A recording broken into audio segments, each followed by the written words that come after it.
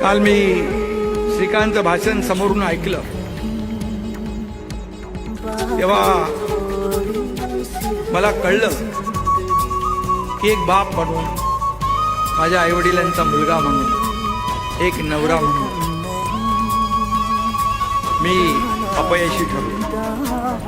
ही खंत आतापर्यंत मला वाटत नव्हती, कारण मला काल श्रीकांतनी माझे डोळे उघडले, कारण त्याला जे आलेले अनुभव त्यांनी कालच्या भाषणामुळे बोलून गेला तो वस्तुस्थिती बोलून गेला, त्याच्या मनातलं बोलून गेला।